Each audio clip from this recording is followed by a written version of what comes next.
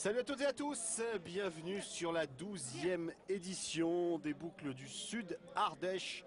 200 km pour cette 12e édition, peut-être la plus relevée de l'histoire de cette épreuve avec la bagatelle de 4 formations du World Tour, notamment la FDJ Big Mat ou l'équipe Omega Pharma Quick-Step, la formation belge, puis bien sûr l'équipe AG2R, la mondiale, autre formation française de l'élite mondiale du cyclisme, une équipe FDJ Big Mat en forme en ce moment avec le tenant du titre, Arthur Vichot, qui revient de blessure. Il nous en parle, Arthur Vichot.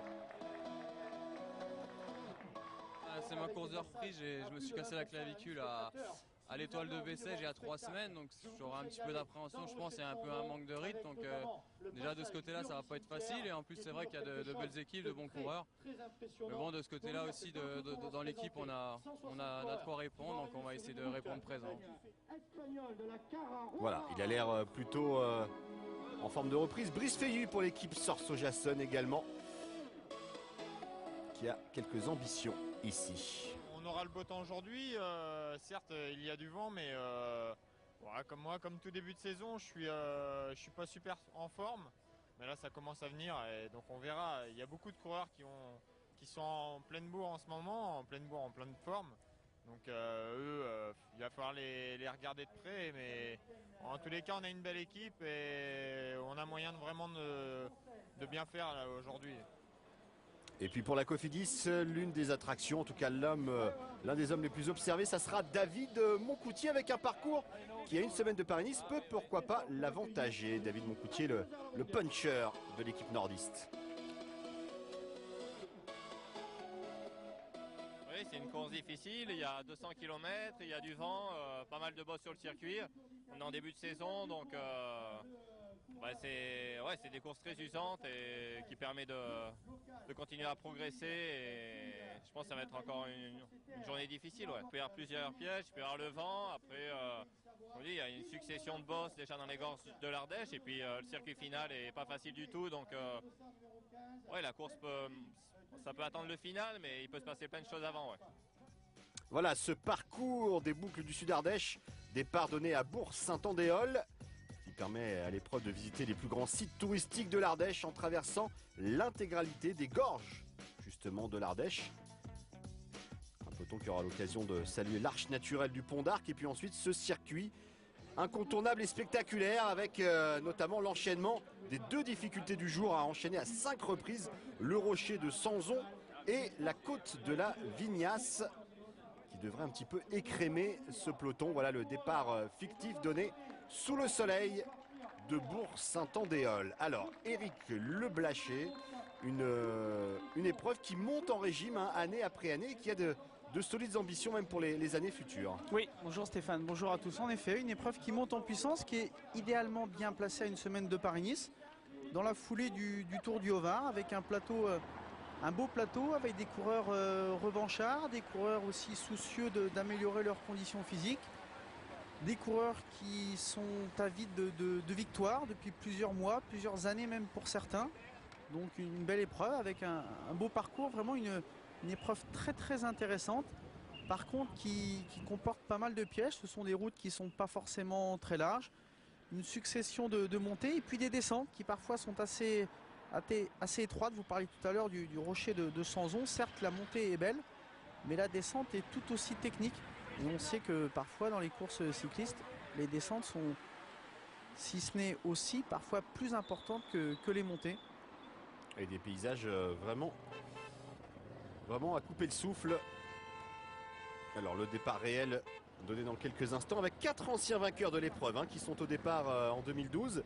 Donc le tenant du titre Arthur Vichot, Christophe Riblon qui s'était imposé en 2010, Freddy Bichot en 2009 et Jean-Christophe Perrault en 2006. C'est les premières tentatives d'échapper. Oui, Benoît Jarrier qui a fait le départ, il a raison, il fait partie d'une équipe qui doit se montrer. Et puis au-delà du fait de vouloir se montrer, parfois on sait que l'échappée du départ peut aller loin. Et sur cette épreuve-là, il est important d'être tout de suite représenté, déjà pour éviter de faire travailler son équipe, mais aussi parce qu'un coup peut revenir de l'arrière et puis ça peut tout simplement être la bonne échappée. Le problème aussi de cette épreuve-là, c'est que ça peut faire rideau derrière. Ça peut faire rideau, c'est-à-dire que si vous avez une échappée de 20, 30 gars, et bien derrière, le peloton peut capituler. Et puis c'est la bonne échappée qui se dessine très très rapidement. Mais toutes les équipes le savent et toutes les équipes veulent être bien placées, ce qui explique que le départ est très très rapide et que les tentatives d'échapper se multiplient et sont pour l'instant toutes vouées à l'échec. Alors donc 4 formations du World Tour, FDJ Big Mat, AG2R La Mondiale, l'équipe Euskaltel et l'équipe, que je dis pas de bêtises, l'équipe Omega Pharma Quick-Step. Et puis 7 formations continentales pro tout de même, la deuxième division si vous préférez du cyclisme international. C'est vraiment le plus beau plateau de l'histoire de cette épreuve. Alors le vent aujourd'hui, il est important. Mistral souffle à 90 km/h, donc toute la première partie en ligne, je dirais, avant d'arriver sur le circuit final. Alors là, les coureurs avaient une première boucle de 8 km et s'en vont maintenant au travers les gorges de l'Ardèche. Et là, le vent risque d'avoir une incidence assez importante sur le déroulement de l'épreuve. Mais encore une fois, on a assisté à un départ très très nerveux qui donne en général rapidement le tempo de l'épreuve. On a bien remarqué que chaque formation majeure cherche à être représentée à l'avant de la course. Alors dans ces cas-là, il faut être patient, il faut y aller à tour de rôle. Il ne faut pas que ce soit toujours le même coureur de l'équipe qui aille. Et souvent sur ces types de départ-là, la première heure de course est nerveuse, ça casse pas, et après ça risque de casser, ça risque de faire rideau. Donc il faut patienter et puis il faut y aller à tour de rôle. C'est souvent très très difficile cette situation de course-là. 27e kilomètre. Et c'est vrai que le rythme s'est élevé. Et on a une première cassure dans ce peloton. Un groupe qui est en train de se former. Un peu plus de 20 coureurs. Qui comptent une quinzaine de secondes d'avance sur le peloton. Et puis là on va arriver sur la première difficulté, le belvédère des Templiers qui ne sera à escalader qu'une seule fois sur la partie en ligne. Mais c'est pas facile et pas mal de coureurs pensent que c'est certainement sur cette difficulté-là que ça pourrait se faire, que l'échappée du jour pourrait se former.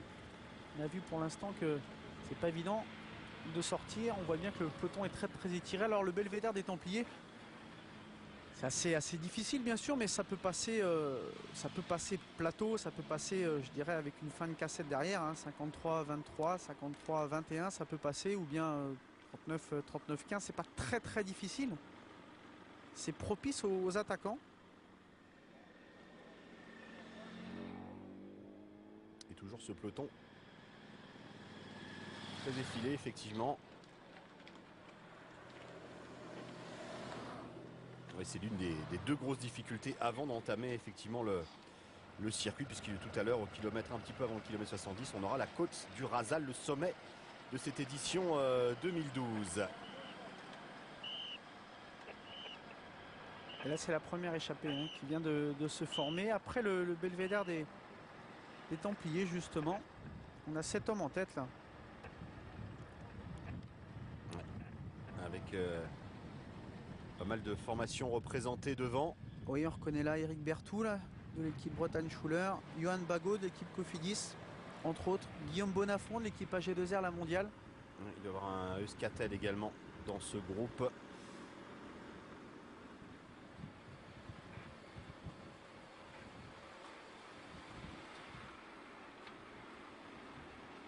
Alors derrière, bien sûr, les formations piégées vont tenter de revenir.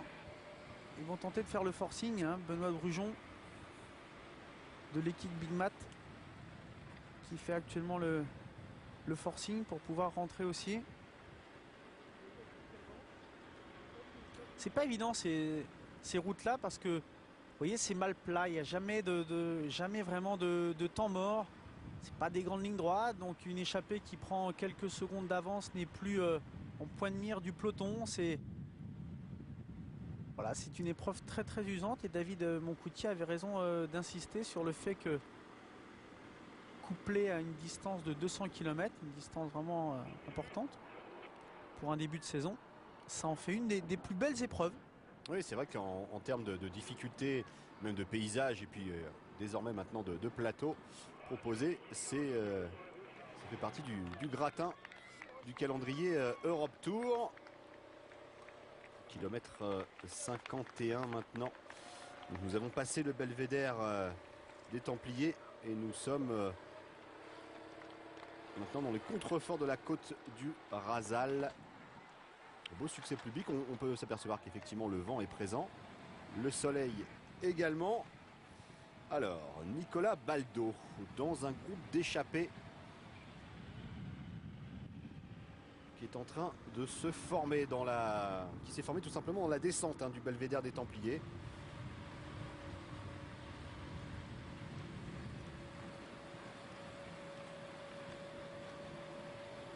On retrouve dans ce groupe Arnold Janesson de la FDJ Big Mat, Romain Bardet de l'équipe AG2R La Mondiale, Nicolas Baldo donc à l'écran pour l'équipe Atlas Jacques Roux et Pierre-Luc Périchon pour l'équipe La Pomme Marseille. Oui, on avait Mathieu Drujon de l'équipe Big Mat, il n'a pas réussi à rentrer, il a plafonné à une quinzaine de secondes, il s'est relevé, il a été ravalé par le peloton. Alors c'est dommage aussi parce qu'un coureur supplémentaire n'aurait pas été de trop. Parce qu'à 4, le chemin risque d'être long et puis c'était une formation supplémentaire. Donc c'est une formation qui pourrait être amenée à rouler derrière, ce qui serait un petit peu gênant. On le voit là, hein. Ouais. Justement, on voit l'image. En train de faire l'élastique peut-être. Drujon. Ouais, tout seul, ça va être compliqué. Il a un braquet assez important, on sent qu'il est quand même il est à son maximum. Et puis donc le passage du peloton maintenant. Et là, derrière, ça relance l'équipe La Pomme Marseille, Omega Pharma Quick-Step, l'équipe Euskaltel, les équipes piégées tout simplement. Hein. Puisqu'on a quand même les deux équipes françaises du World Tour devant. AG2R avec Romain Bardet et donc Arnold Janesson pour la FDJ Big Mat. Je me permets juste de corriger, j'ai pas trop compris l'attitude du coureur de La Pomme Marseille qui relançait derrière alors qu'il avait un coureur en tête. Peut-être pour aller rechercher Mathieu Drujon. Ce type d'épreuve-là, justement, chaque coureur essaye de s'exprimer. Et donc, il faut faire attention à garder justement cette cohésion d'équipe et à éviter que les individualités ressortent de manière un peu trop forte. Une avance qui est en train d'augmenter, Eric, sur le peloton. On a passé la première heure de course. Ouais, et 50 secondes, on se rapproche de la minute. Ouais. Et là, on est vraiment dans cette côte du Rasal, le sommet de l'édition 2012. Alors ça arrange tout le monde qu'une échappée sorte parce que le départ avait été très très nerveux. Donc ça permet aussi de souffler et puis ça permet aussi d'organiser un petit peu l'épreuve. On a une échappée. Derrière les équipes piégées, les équipes majeures vont se mettre à rouler. Donc voilà, maintenant le schéma de course est clairement établi. On a tout de suite remarqué les forces en présence, ça fait du bien, ça permet aussi d'aller chercher les bidons, ça permet de manger, ça permet de... Voilà, c'est important. La course est lancée maintenant. Et on a remarqué que deux équipes étaient très engagées sur cette épreuve-là. C'est l'équipe FDJ Big Mat et l'équipe AG2R La Mondiale qui n'a raté aucun coup, tout comme l'équipe La Pomme Marseille. Oui. Petite équipe, mais vraiment ambitieuse, avec des jeunes plein de talent. Ils ne sont pas très loin de leur fief marseillais. 1 minute 30, le peloton laisse filer, Eric, clairement. Oui, voilà, c'est important. Il y a un moment, il faut quand même que la course se dessine. Il ne faut pas que l'écart prenne trop d'importance. Il faut le stabiliser, peut-être à 3 minutes maximum. Le chemin est encore très long avant l'arrivée. Mais c'est important. Il ne faut pas non plus se lancer dans la bataille et faire bing bang boom comme ça pendant 200 km. Surtout que le circuit final va être très compliqué. Très compliqué, très nerveux. Toujours avec des routes assez étroites, des descentes sinueuses, on l'a dit tout à l'heure. Et toujours les Omega Pharma Quick-Step qui emmènent le peloton. Une équipe où l'on retrouve notamment le champion d'Irlande Matt Bramayer et puis Jérôme Pinault engagé sur cette épreuve. Alors que là, on voit Ilio Case et puis Marco Bandiera pour l'équipe belge. Et Matt Bramayer avec son maillot de champion d'Irlande. en 3e position devant un coureur de la Cara Rural, à ne pas confondre avec les maillots de l'équipe Europcar, hein, ils sont quasiment similaires. Cara Rural, c'est tout simplement le Crédit Agricole espagnol, hein, si vous préférez. Ouais, c'est une équipe qui existe, enfin qui a cessé d'exister dans les années 90, mais c'est un sponsor qui est impliqué dans le cyclisme depuis plus de 30 ans, parce qu'on se souvient de Marino Lerareta, l'espagnol qui portait les couleurs Cara Rural dans les années 80. Donc c'est un sponsor très très impliqué dans le cyclisme, comme l'était le Crédit Agricole d'ailleurs, en son temps. Et toujours ces 4 hommes de tête. Une belle entente devant avec un coureur emblématique, Arnold Janesson, hein, qui est en train de monter en puissance, 26 ans. Et qui a réalisé de belles choses, notamment sur le dernier Tour d'Oman, hein, c'était sur notre antenne, puisqu'il avait pris la 5e place du classement général quand même, Arnold Janesson. Il a quelques kilomètres déjà dans les jambes, au soleil du golfe Persique, que l'on voit également, qu'on a vu également sur le championnat de France de cyclocross, hein, cet hiver. Il avait pris la 6e place. Oui, c'est un coureur très très appliqué, très travailleur, qui est suivi par Frédéric Grapp, qui est l'entraîneur de l'équipe FDJ Big Mat, secondé par Jacques Descrions. Donc c'est un coureur appliqué. Marc Madiot aime à dire que ce n'est peut-être pas le plus talentueux de l'équipe, mais c'est peut-être le plus travailleur. Et ça, c'est important dans le cyclisme, de comprendre que le talent parfois ne fait pas tout.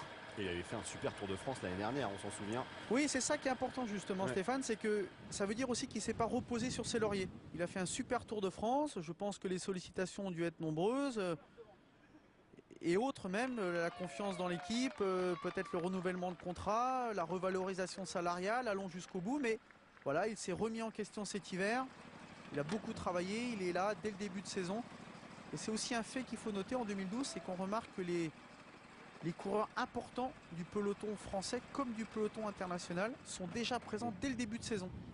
C'est un fait nouveau, la course au point aussi, hein, la course au point World Tour. Ce qui n'était pas forcément le cas, ne serait-ce que l'année dernière, on en a parlé ce week-end sur Kurn Bruxelles-Kurn avec Marc Cavendish qui avait dû attendre le mois d'avril pour remporter sa première course. Là, entre les succès sur le Qatar et puis le week-end dernier en Belgique, Marc Cavendish est déjà en forme, hein, Tom Bonnen également par exemple. Et puis pour les Français, excellente entame de saison de quelques coureurs, notamment de la FDJ avec Arnaud Desmar par exemple, ou Nasser Bouhanni.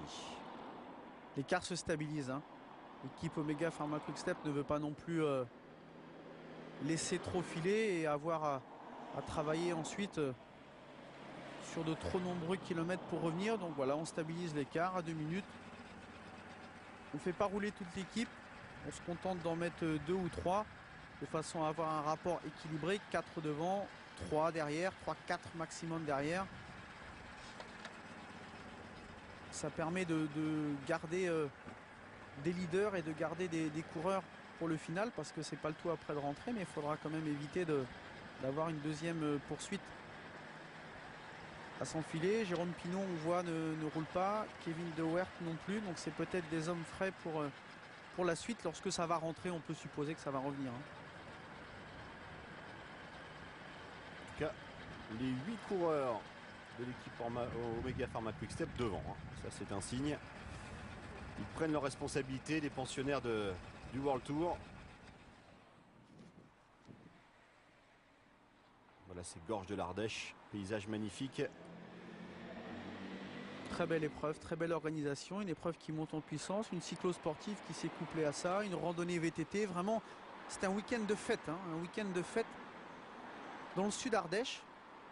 Il y a un organisateur ambitieux qui souhaiterait même passer l'épreuve sur 2 jours. Donc Ouais. c'est dire si l'organisateur est ambitieux, si les collectivités suivent, si les partenaires suivent.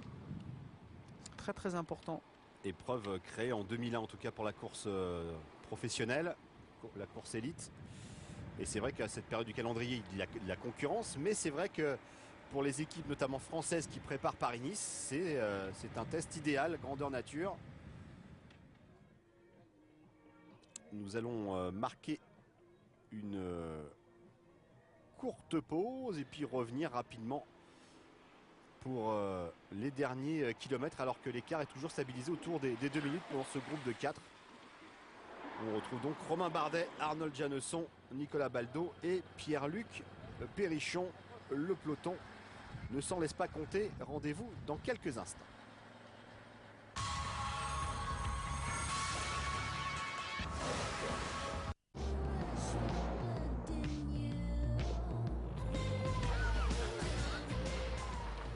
Waouh, quelle belle voiture!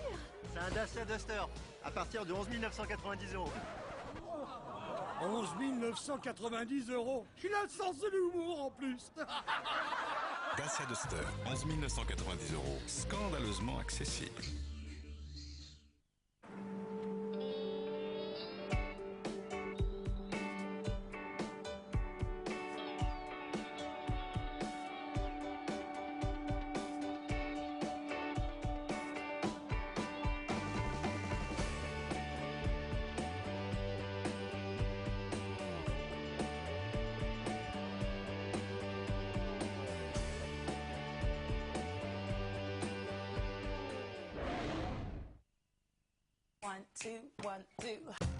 BNP Paribas propose des mobiles?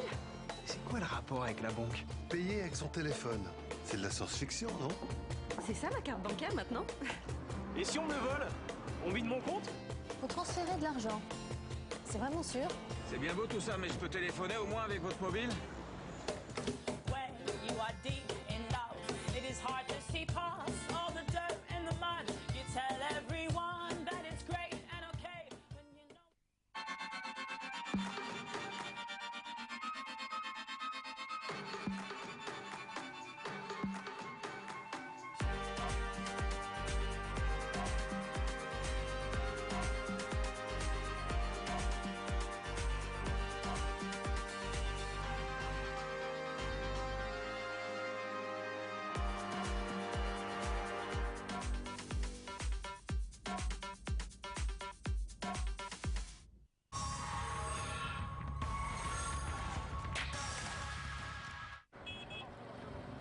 Le peloton toujours emmené par l'équipe Omega Pharma Quick Step dans cette deuxième partie des boucles du Sud Ardèche. 4 hommes toujours en tête, ils sont partis dans la descente du belvédère des Templiers.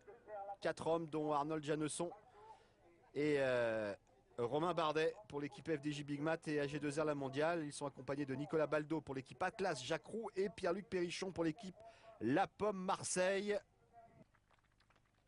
Dernier écart autour des 2 minutes.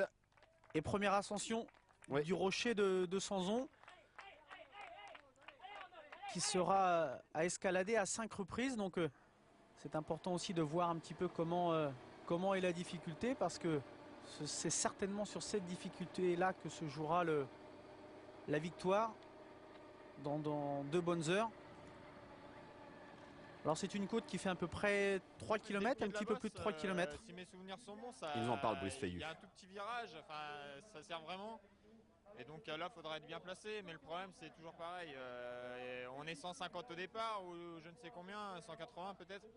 Et parmi ceux-là, 90% veulent être absolument placés. Donc encore là, c'est pas évident d'être placé. Mais bon, j'ai envie de dire, quand on est fort, après on y arrive. Reste à voir les jambes. Ah, Brice Feillu, effectivement, tout le monde veut te placer, c'est un peu un euphémisme, hein, Eric? Eh ben oui, puis quand on est leader, eh bien, c'est pas qu'on peut, c'est que voilà, on doit l'être, et c'est un petit peu un aveu de faiblesse que de dire ça. Brice, ça montre aussi que Brice Feillu, il nous l'a expliqué tout à l'heure, il est un petit peu à court physiquement et il manque de confiance, parce que normalement, on doit être sûr, on doit être confiant, on est sûr d'être placé, et puis l'équipe aussi doit le placer. Et si l'équipe ne fait pas spécialement l'effort de le placer, c'est qu'elle ne le pense pas forcément capable de créer ensuite la décision, hein, par la suite. Il y a d'autres coureurs talentueux là en ce moment, Guillaume Le Varlet notamment, coureur de l'équipe Sorso Jason, qui ne fait pas de bruit, qui est travailleur. Alors nous sommes à mi-course et le peloton est en train de réduire l'écart désormais. Nous sommes à 1 minute 30 d'écart dans cette première ascension du rocher de Sanzon. Alors c'est une route, oui, bien sûr, pas large, il l'a dit tout à l'heure, Brice, avec justesse. Alors il faut être placé, il faut aussi faut aussi emmener un petit braquet sur les premières ascensions. Il ne faut pas chercher à se fatiguer musculairement, parce qu'il faudra faire la décision le moment venu. Tout le monde se doute que l'échappée va être revue. C'est ce qu'on appelle l'échappée du jour. Donc il faut en garder pour la suite, parce que quand ça va rentrer, c'est une nouvelle course qui va commencer. Et là, il va falloir prendre la nouvelle échappée, parce que forcément le peloton ne va pas rester longtemps groupé. C'est un schéma de course très très nerveux depuis le début. Et puis on va rapidement enchaîner la deuxième difficulté de ce circuit, la côte de la Vignasse. Hein. Oui, qui est plus petite. Oui. Plus petite, mais comme elle est située tout près de l'arrivée, forcément elle pourrait être le terrain de jeu idéal pour la victoire finale. Mais elle est dans l'esprit, je dirais du moins, et dans les jambes aussi, un peu moins compliquée. Beaucoup plus courte aussi, 1 km 200. Voilà, 1 minute. Ils ont perdu, leur avance a perdu la moitié de son pécule en l'espace d'une dizaine de kilomètres. Hein, bien sûr, ce rocher de Sanzon. Assez compliqué pour les hommes de tête. On voit ici Romain Bardet au premier plan. Nicolas Baldo, aussi un Français exilé dans une équipe continentale suisse. Mais c'est un coureur qui a du talent, du potentiel, et puis qui cherche aussi à se montrer sur ce type d'épreuve-là. Oui. Alors là, par contre, on assiste à un fait de course peut-être un peu nouveau. C'est que l'équipe Omega Pharma Quick Step a l'air un petit peu de se retourner et de chercher peut-être un petit peu d'aide. Du soutien. C'est vrai que d'autres équipes ont été piégées. Hein. Il n'y a que 3 formations majeures de représenter à l'avant, si on estime que l'équipe Atlas personnelle n'est pas forcément une équipe qu'on attend là en tête de course. Donc elle a raison peut-être de demander un peu du soutien. Oh là là, alors là Arnold Janesson, il a raté le virage tout simplement. Il a fait l'extérieur. Il a eu beaucoup de chance parce que... Dans les vibreurs. Oui, dans les vibreurs. Ça aurait pu se terminer très mal. Ouais. Et là l'écart... c'en est quasiment terminé. Maintenant, de cette échappée, où on retrouvait donc Romain Bardet, néo-professionnel de l'équipage G2R La Mondiale, deuxième du dernier Liège-Bastogne-Liège Espoir l'an passé. Alors sous l'impulsion du vent, la course ensuite s'est complètement débridée. Et le peloton s'est cassé en plusieurs morceaux. Et on voit là plusieurs groupes. Alors si tous ces groupes se reforment en tête, ne forment plus qu'un, c'est vrai que la course peut être pliée pour le coup. Et l'équipe Omega Pharma Quick Step a eu la bonne intelligence cette fois de placer un homme devant. Hein. Lorsqu'on fait une poursuite comme ça sur plusieurs dizaines de kilomètres, on n'aime pas trop être piégé quand même une seconde fois. Et c'est à ceux qui n'ont pas roulé de faire l'effort. Voilà, un groupe de 7 coureurs, oui. Coureurs semble-t-il. 7 coureurs, on reconnaît là Jérémy Roy, Julien Bérard, entre autres Jonathan Hiver. Ouais, Jonathan Hiver qui a le profil d'un vainqueur potentiel de ce type d'épreuve. Il faudra qu'il maîtrise un petit peu mieux la descente qu'il l'avait maîtrisée sur le Tour de France. Ouais.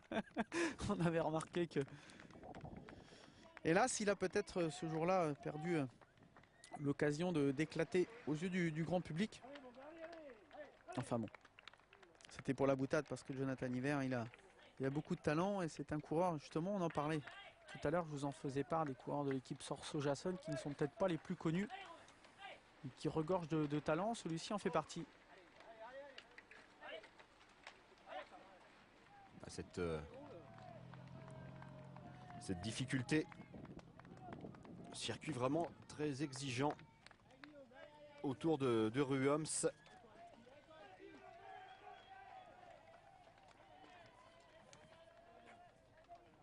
Ouais, cette fois ça casse là, on arrive quand même on arrive à près de 130 km de course. Et là cette fois la décision est en train de s'opérer, du moins par l'arrière, et toujours sous l'impulsion de Jonathan Hiver en tête de course.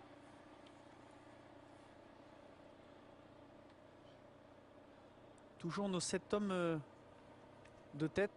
Ouais, Jérémy Roy pour la FDJ, donc Julien Bérard pour l'équipe AG2R La Mondiale, Dimitri Leboulk pour l'équipe Big Mat Aubert 93, Armando Fonseca pour l'équipe Bretagne Schuler, Jonathan Hiver donc Sorso Jason, Vakeslav Kuznetsov pour l'équipe Itera Katusha et Elio Case pour l'équipe Omega Pharma Quickstep. Voilà, Armindo Fonseca qui prend la tête de ce groupe pour l'équipe Bretagne.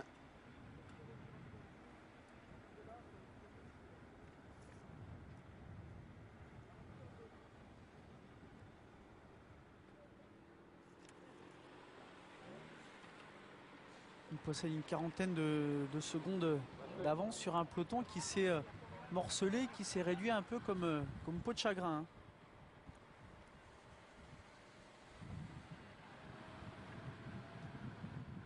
On est là sur la poursuite, hein, le groupe pas moins de 6 coureurs de l'équipe AG2R La Mondiale. Oui. Alors ils ont un homme devant, Bérard. Oui, là on a voilà, oui, on a squeezé, je dirais, l'absorption de l'échappée. On se retrouve là avec une vingtaine de coureurs en tête, avec pas moins de 6 coureurs de l'équipe AG2R La Mondiale. On a un groupe d'une dizaine de coureurs à 15 secondes. Et après, l'écart est beaucoup plus conséquent. On arrive là à 65 km de l'arrivée. Ouais. Il reste, on l'a vu en incrustation, 3 tours de circuit.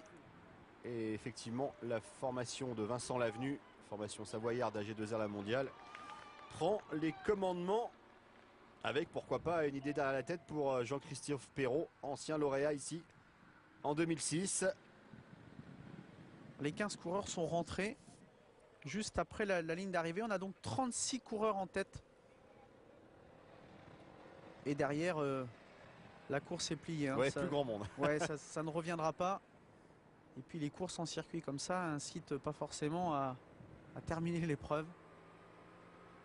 Donc la victoire va se jouer avec ces 36 coureurs et une équipe AG2R La Mondiale qui est ambitieuse. Alors c'est vrai qu'elle a à cœur aussi d'ouvrir son compteur de victoire. Hein, parce que c'est un petit peu le problème de cette équipe-là qui est toujours placée, qu'on sait très régulière sur les grands tours, mais ce n'est pas forcément une équipe qui gagne. Alors cette année, Vincent Lavenu avait cherché à embaucher des coureurs qui scorent régulièrement. Je pense notamment à Jimmy Casper.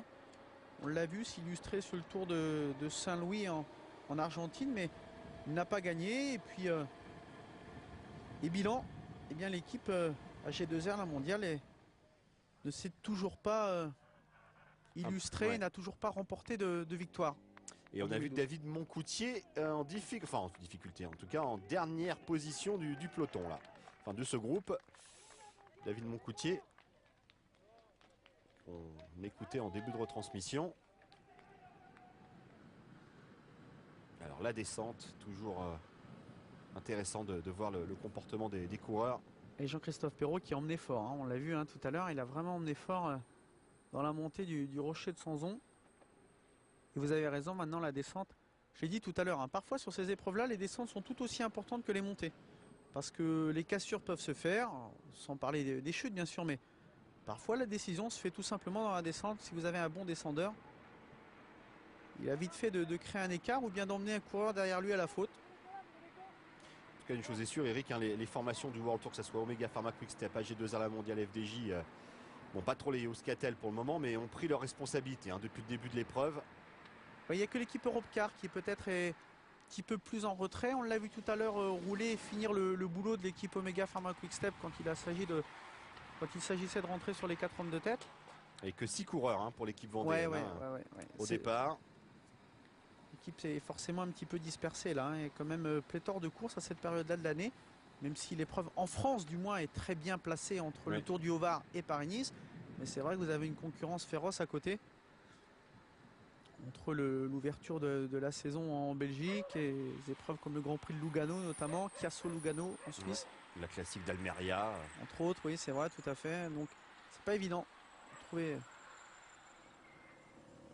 trouver la meilleure des façons d'aligner une équipe des plus compétitives sur cette épreuve-là. Mais enfin bon, l'équipe Europcar a quand même des arguments et des atouts. Et puis des coureurs nouveaux qu'il va falloir apprendre aussi à connaître en France. Je pense notamment à Davide Malacarne, l'Italien, la nouvelle recrue de l'équipe Europcar. Ancien coureur de l'équipe Quick-Step justement, ancien champion du monde junior de cyclocross entre autres. Stéphane, on parlait de descente. On voulait un justement, Davide Malacarne. S'il a été champion du monde junior de cyclocross, c'est qu'il doit avoir le sens des trajectoires. Bien savoir évaluer effectivement les trajectoires sur les descentes. Et toujours ce mano à mano entre les AG2R et les Omega Pharma Quick-Step. Le groupe s'est réduit un petit peu là. Ils sont plus 36 en tête. Parce que sous l'impulsion à nouveau des Omega Pharma Quick-Step. Et on reconnaît là Kevin De Weert, assisté de Jérôme Pinault. Bien, le rythme s'accélère. Voilà, les premiers coureurs du groupe de tête en difficulté. Ouais, Johan Bagot qui a lâché prise notamment pour la Cofidis. Dimitri Champion pour l'équipe Bretagne qui a du mal à suivre le rythme. Peter Koustor et Jonathan Fumeau pour l'équipe Atlas Personnal. Alors on remarque que sur chaque ascension, ça emmène fort mais ça casse pas. Il n'y a pas vraiment d'échappée nette et donc l'écrémage se fait par l'arrière, mais les leaders restent pour l'instant tous ensemble. Et on a encore plus de 20 coureurs qui peuvent potentiellement remporter cette 12e édition des boucles du Sud-Ardèche. Donc pour l'instant, c'est à tour de rôle. Les formations importantes accélèrent le rythme dans cette ascension-là, mais il n'y a pas d'attaque franche. Alors est-ce qu'il ne faudrait pas essayer d'envoyer un homme devant, peut-être là sur la partie un peu plus plane, pour éviter de devoir sur chaque ascension comme ça forcer le rythme? Mais justement voilà, hein, c'est peut-être la bonne décision là. Essayer de sortir, essayer d'anticiper un petit peu. Ils vous ont entendu. Ouais, pour éviter, ouais, parce que c'est pas forcément évident comme ça, quand ça monte très très fort dans les ascensions. Vous pouvez vous retrouver en difficulté parce que ça monte trop vite pour vous, alors que vous pouvez peut-être la jouer un peu plus filou, essayer de partir avant d'anticiper, le sens de l'anticipation justement. Et l'équipe AG2R, la mondiale, qui est très bien représentée dans ce groupe de 25 coureurs, doit essayer d'anticiper.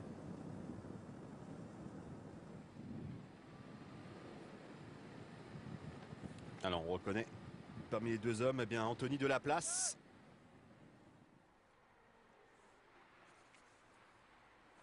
Qui a essayé de sortir.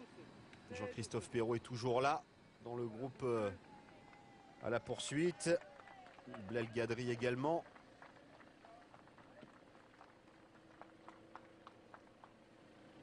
Arthur Vichot, le tenant du titre, qui voudrait bien, pourquoi pas, conserver sa couronne, même s'il n'est pas à 100%. Il revient de blessure, il nous l'a dit.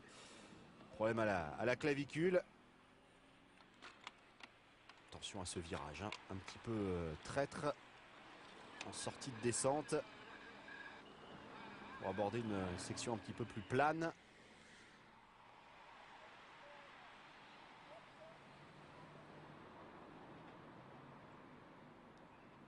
Et là, on se rapproche de l'arrivée désormais. Voilà. Kevin De Weert qui était sorti tout à l'heure, il possède quelques longueurs d'avance. Ouais, il entame le dernier tour maintenant. Oui. Dernier tour de circuit ici à Ruoms, kilomètre 178. De toute façon, la victoire finale se jouera entre ces hommes-là. Et c'est Jérémy Roy qui emmène le groupe derrière. Kevin De Weert qui n'a plus que 10 secondes d'avance. Ah, ça va être compliqué quand même, hein. La dernière ascension risque quand même de lui être fatale parce que derrière forcément ça va attaquer. Il reste deux côtes. N'oublions pas le rocher de Sanzon et la côte de Vignas qui est située tout près de l'arrivée. Le back-to-back enchaîné, comme disent les Américains. Ouais, et celle-ci, elle pourrait peut-être lui être préjudiciable. Alors, ce qu'il espère sans doute, c'est qu'un groupe sorte derrière, qu'il arrive à basculer au sommet avec eux. Et dans ces cas-là, il se retrouve tout simplement dans la bonne échappée. Mais il faudrait pour ça que derrière, ça sorte et que ce ne soit pas le groupe entier qui revienne sur lui. Parce que là, après, ce serait fini. Et puis, il a quand même un dernier argument, c'est Jérôme Pinault qui est derrière. Oui, oui, complètement. Mon Coutier est toujours là. Même s'il est toujours en queue de groupe. Et ça, voilà, le Belge de Vert va être repris. Ouais, c'est Jonathan Hiver qui a fait la montée derrière. C'est Jonathan Hiver qui a fait la montée et qui a permis une nouvelle cassure dans la descente. Ils sont 7 coureurs en tête là. Ouais, dont le tenant du titre, Arthur Vichot, qui est toujours là. Ah, ils vont peut-être se disputer la victoire, c'est cet homme.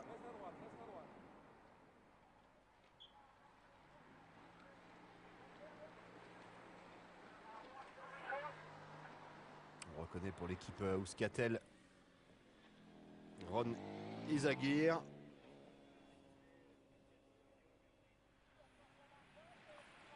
Et là, une attaque de Rémi Poriol. Peut-être l'attaque victorieuse pour Rémi Poriol parce qu'il ne sera pas repris. Et Rémi Poriol qui a dans la dernière difficulté accéléré. Dans la côte de Vignas, ouais, il est sorti. Puis après la descente, il l'a fait correctement, proprement, avec le bon sens des trajectoires. Il a réussi à distancer ses adversaires.